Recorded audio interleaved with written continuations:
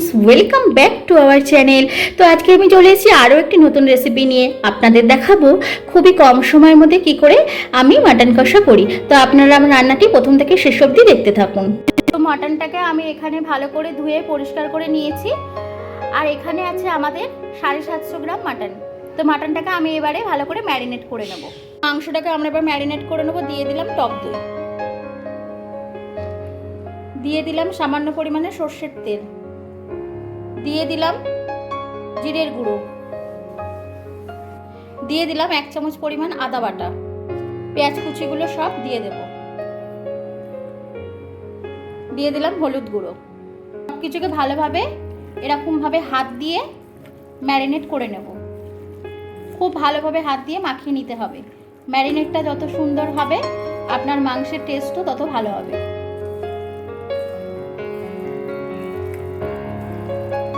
মাংসটা আমাদের এখানে ম্যারিনেট করা হয়ে গেছে।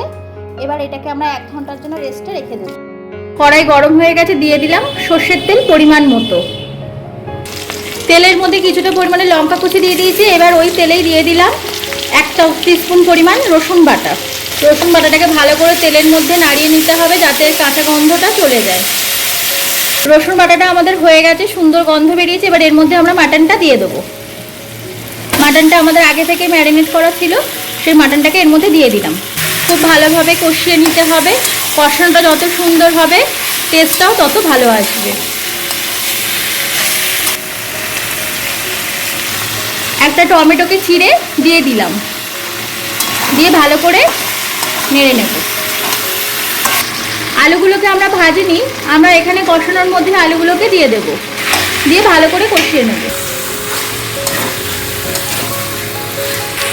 ওই কষানোর মধ্যে দিয়ে দিলাম সামান্য একটু পরিমাণে নুন। সব কিছু দিয়ে আবার ভালোভাবে নেড়ে নেব। দিয়ে দিলাম সামান্য পরিমাণে গোলমরিচের গুঁড়ো, দিয়ে দিলাম সামান্য পরিমাণে লাল লঙ্কার গুঁড়ো।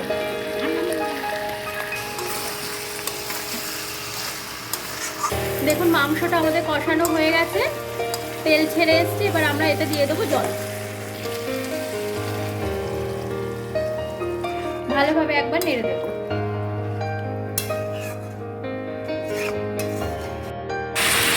সব কিছু দিয়ে আবার ভালোভাবে নেড়ে নেব। দিয়ে দিলাম সামান্য পরিমাণে গোলমরিচের গুঁড়ো, দিয়ে দিলাম সামান্য পরিমাণে লাল লঙ্কার গুঁড়ো।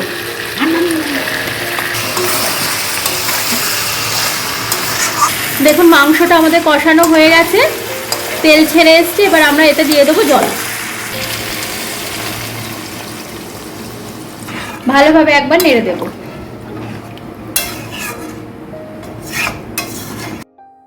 আমার মতন যাদের হাতের সময় খুবই কম তারা এইভাবে প্রেসার কুকারে করে সিটি মেরে নেবেন। দেখুন বন্ধুরা, রেডি হয়ে গেছে আমাদের এখানে লাল লাল মাটনের ঝোল। তো দেখুন কালারটা কি সুন্দর এসেছে। এবার আমরা এটাকে নামিয়ে নেব।